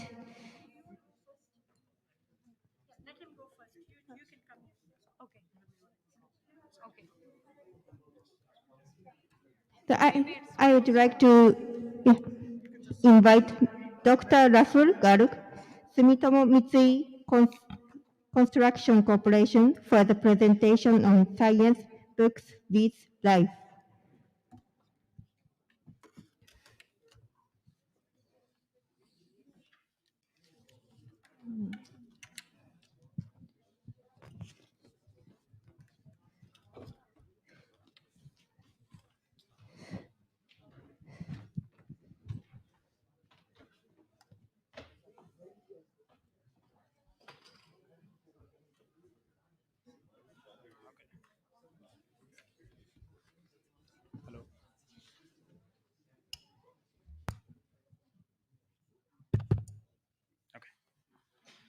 A very good afternoon, everyone. I'm Rahul, and I would like to start with saying thank you to ISAG and the Embassy of India to give me the opportunity to present my views on science on this occasion of National Science Day. And the first thing I would like to say is, wow, they say you learn something every day. And I think in the technical presentations which you have seen until now, we have learned quite a lot, right? But my presentation is mentioned as a technical session, but it's not technical, trust me. So I just wanted to give you all a message. And before I move on to my message, I would like to just introduce myself and explain how science has been part of me, how science built my career. So back in the time when I was also in your shoes, and I was also in high school, I had to think like what to do. At that time, I was always fascinated by this massive infrastructure which are built around the world. That motivated me, like, what should I do? And then this is what step towards like I should do engineering. That's why I did my bachelor's from IIT Hyderabad in civil engineering. I graduated in 2017, and during that time, I worked on predicting the impact of earthquakes on the buildings. After doing my bachelor's, I thought I should do a little bit more research, and for that, I came to Japan, and I did my master's in civil engineering from the University of Tokyo. During that time, I thought that the civil engineering is still really old. The equations, the equipments, and everything is pretty old. So I wanted to do something different, and that's where I started working on 3D printing of concrete. Right now, I think a lot of you might know about the 3D printing, but when I started in the university, no other university was working on the 3D printing of concrete. So after to continue my interest in the civil engineering, after graduating, I joined Sumitomo Mitsui Construction Company, in which currently I'm part of the DX Suishinbu, also known as Digital Transformation Promotion Department. Many of you might have heard about this DX word, but it's kind of the buzzword in Japan right now. And right now also I'm working on the 3D printing of concrete. Okay, so let's move on to today's message. But the first thing, when you hear the word science, what comes in your mind? Just think about it. When you hear that science, what does science, how is science defined? As a kid, I used to think it of an astronaut. When I was maybe 6 or 7 year old, I wanted to be astronaut. I thought that's all science is all about. Because if you do science, you will go to the space. Or you may think it of as a chemistry lab. A researcher, a doctor, or anybody working in chemistry lab playing with some chemicals, doing some kind of magic. Or you can also think about Mr. Bean doing some kind of experiments in the lab and burning the whole lab. Or when we are in high school, during that time, I think science is more about books, like the physics book, chemistry, or biology book. This is how science gets defined. Like if you're gonna take science, you're supposed to read one of those 3 books or 2 of these 3 books. Or you can also think it of as a professor teaching you in a classroom and the whole board is filled with equations, theorems, and you are just sitting at the back and thinking about what exactly have I taken and what do I do with my life now. Right? But what science is? I think science is simply, it's a tool which helps you understand the natural world. As simple as that, you can find multiple definitions on Wikipedia. Actually, I was trying to put a definition here also when I Googled about what exactly science means. And trust me, there are number of definitions of science which are there. But it's about how you want to feel. When I was in 11th standard, one of my teachers, I studied from Kota, and during that time, one of my teachers told, like, science is all around you. It's not something which you have to study or which you have to go and ask someone like how this is. If you look around yourself, you are surrounded by science everywhere. And this tool is what I define as books. And the natural world is how I like to define it as life.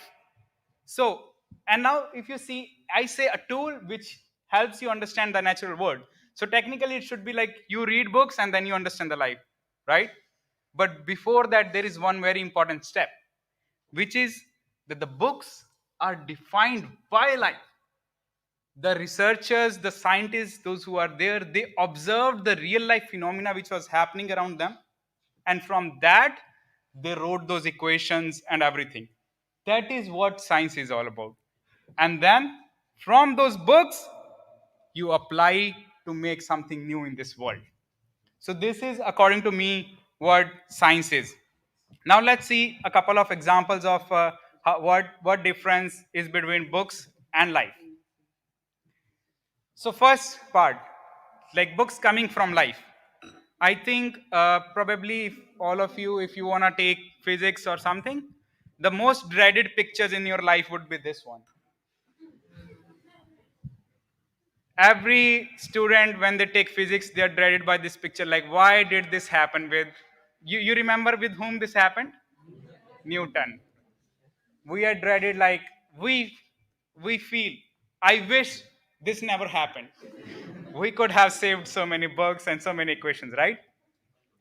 But, so, Sir Newton, when he observed this, he came up with something which we all know today as Newton's law of universal gravitation, right? And rest you know. You might have studied what further goes after this gravitational part, the Newton's laws of motion and everything, right? Another example of life happening. You remember this? Do you know who this guy is? Archimedes, right? So, do you know the story behind Archimedes' principle? He was supposed to test the gold, and for that he was just taking shower. See, what was he doing?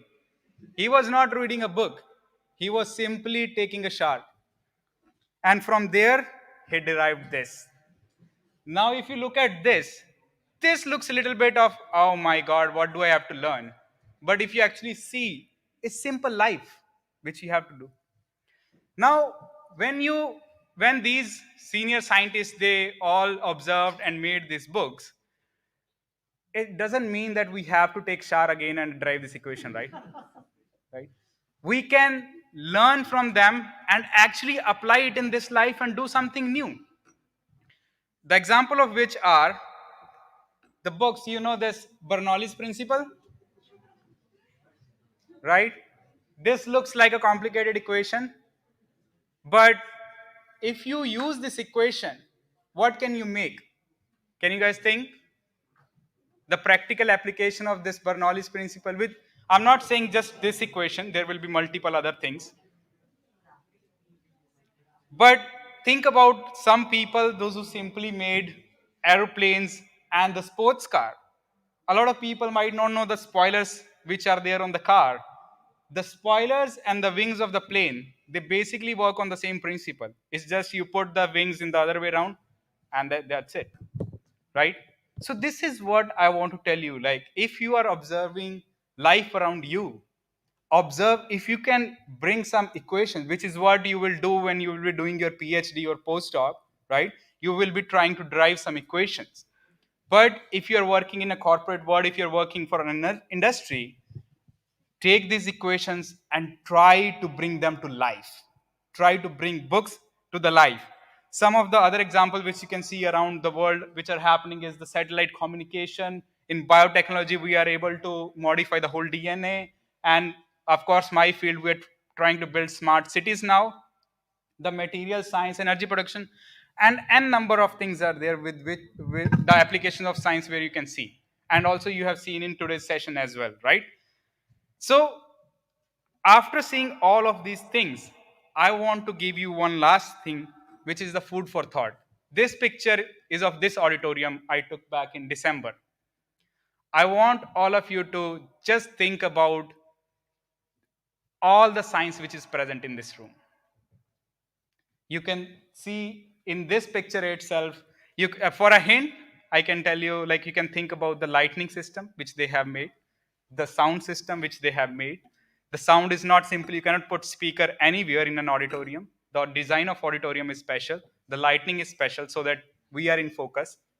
So everything which you can come up, the way I'm standing, you guys are sitting, everything. So this is what I want to conclude my presentation with, that think about the books around you, think about how the existing books you can bring to the life. Thank you very much.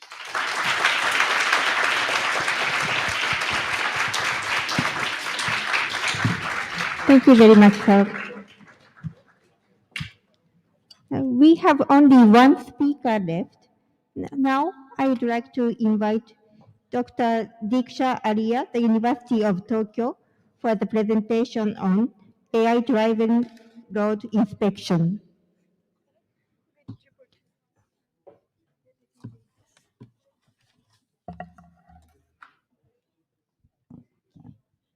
We will have small quiz.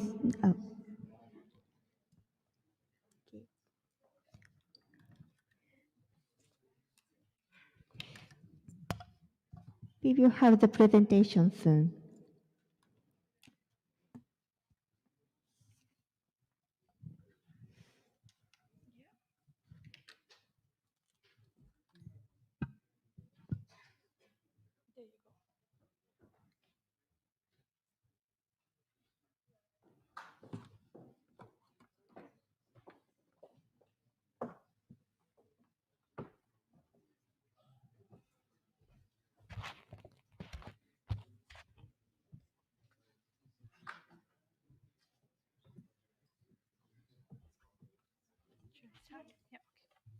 So namaste, konnichiwa, good evening.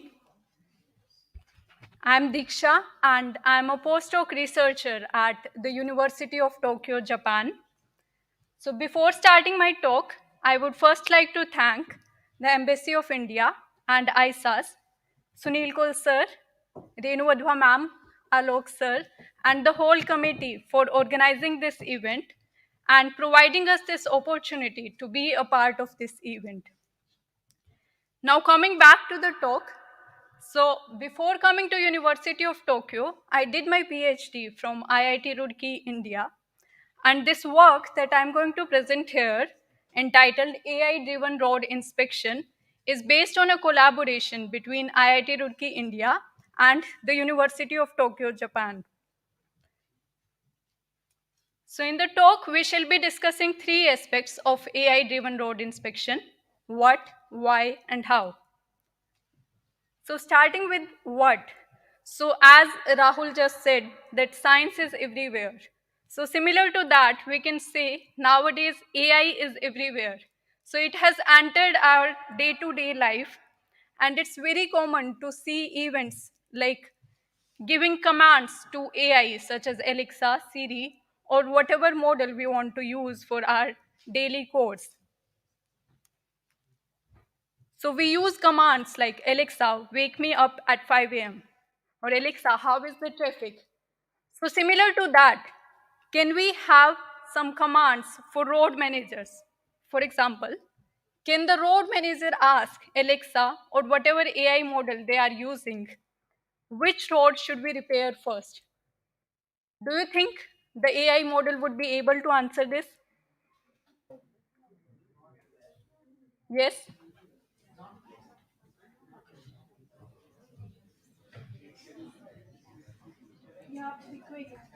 So for Alexa to answer this question, first we need to specify what do we mean by which road. Are we talking about the roads in the city or the roads in a country or roads in the world? Which roads should it consider before telling us which road should we repair first? So this is what we expect the AI-driven road inspection to do. It should be able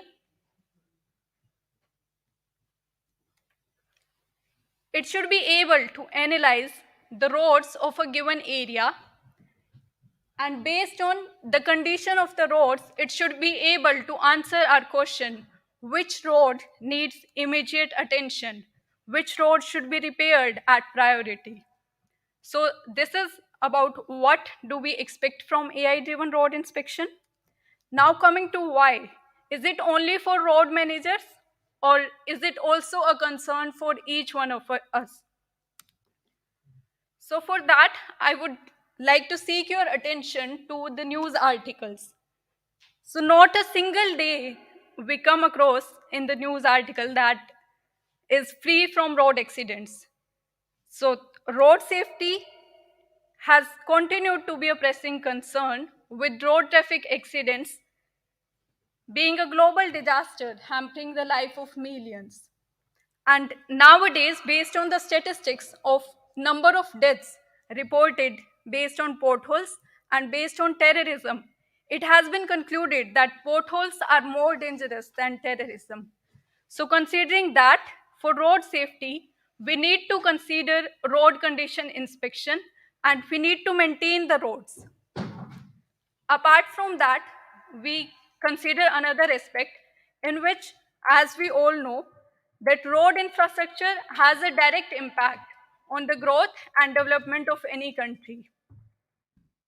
And these roads require regular upkeep, maintenance, and identification of failure zones to ensure their proper working. Now, when we consider this maintenance, it's okay if we want to consider just a single road segment.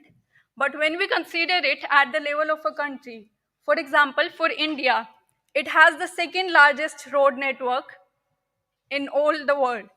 That is, it has a road network of length more than 6.29 millions of kilometers. So considering road maintenance at such a large level becomes challenging. And due to that, huge financial investments are pumped in every year, not only in India or Japan, but in all the countries.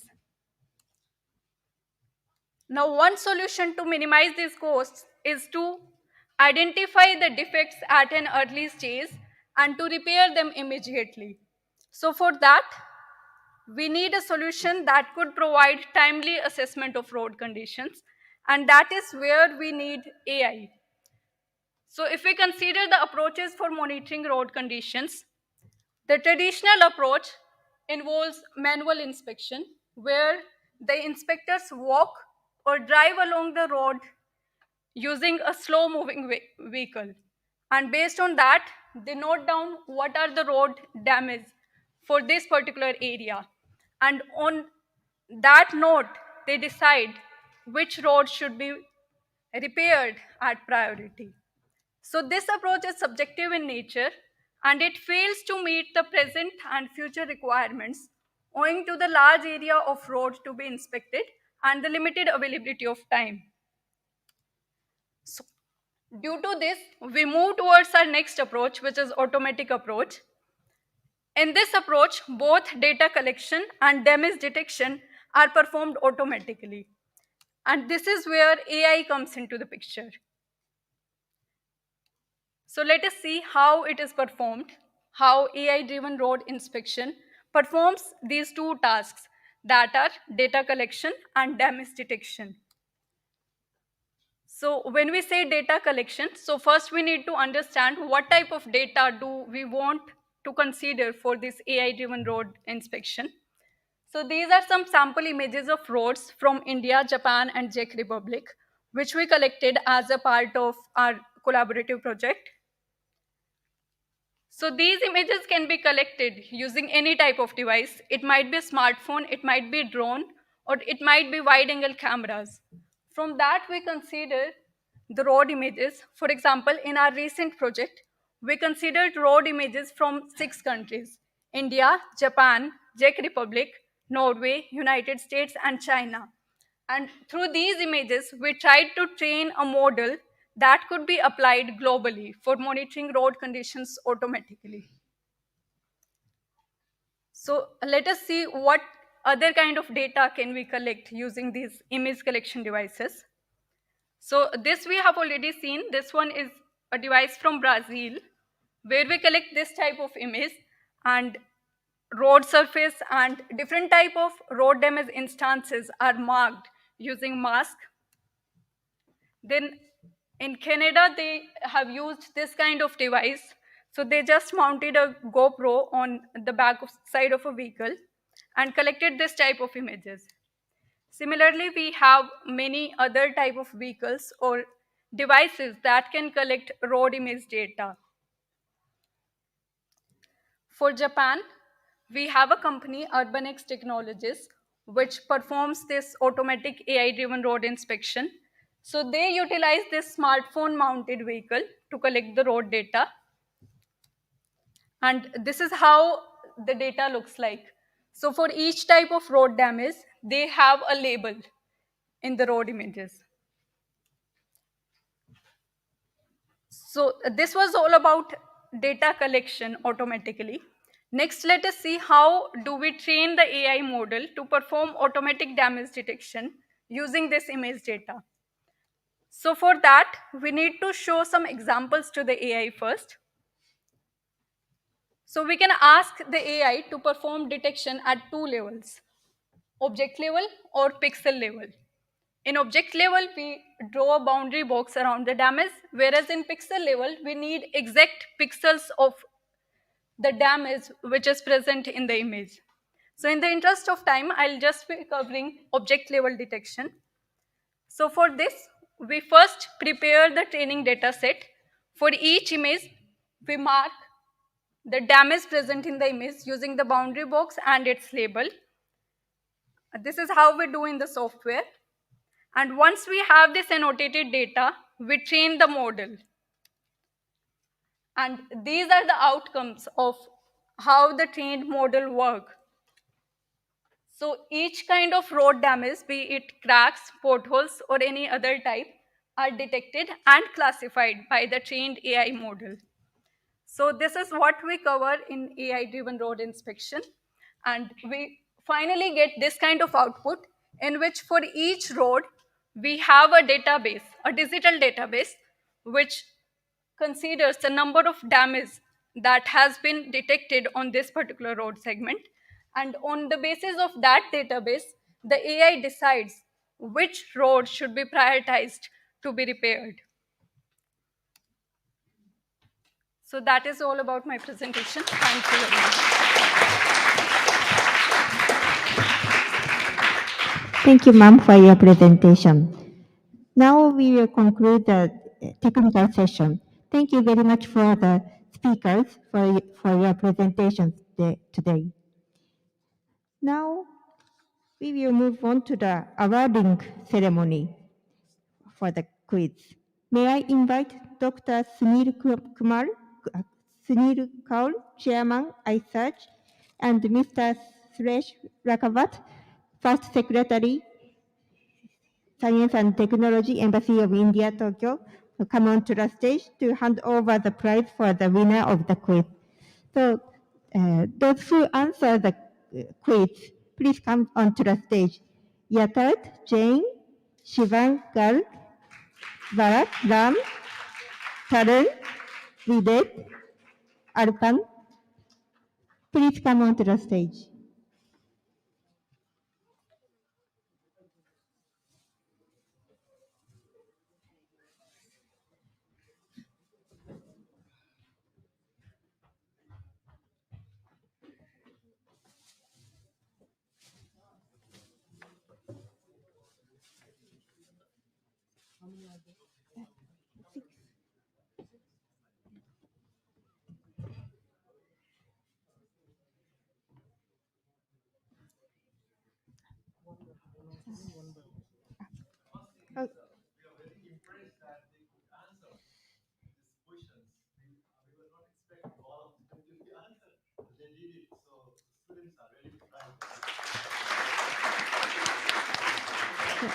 So Mr.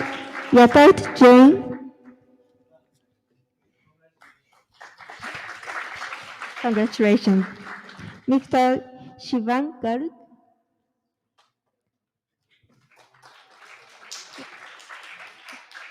Mr. Balak Ram,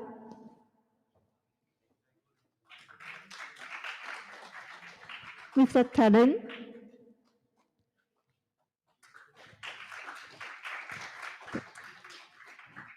Mr. Videt,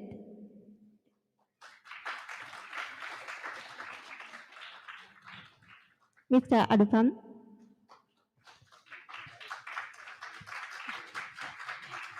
congratulations all. Thank you very much.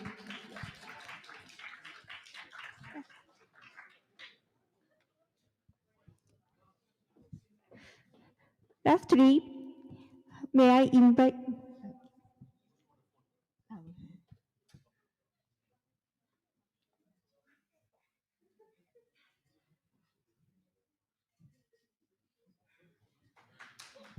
Congratulations. Lastly, may I invite Mr. Suresh Rakavat, First Secretary, Science and Technology, Embassy of India, Tokyo, for the closing remarks.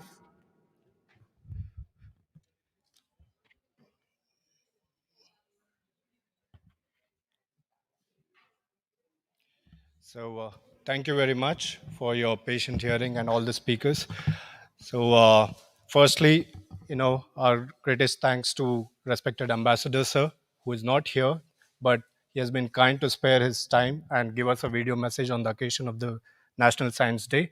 So we must all be thankful to Ambassador Sir for providing this opportunity to gather and share our thoughts on the National Science Day. But this would not have been possible without the support of Dr. Sunil Kaul, Chairman ISAJ, and all the distinguished speakers here who had spared their time and prepared their presentations to match the level and understanding of the high school students. Thank you all speakers for taking your time out and also preparing these speeches. Thank you very much. My next thank goes to the principals of both the schools, the faculty who are gathered here, and most importantly, all the dear students who have come from your schools, spared all the energy for listening to all the 2 hours lectures. And I hope you have been able to absorb what is being told to you. And I'm sure that you will carry a lesson or two back home. So with these few words, I wholeheartedly congratulate and thank you all for taking part in the celebrations of the National Science Day. Jai Hind. Thank you.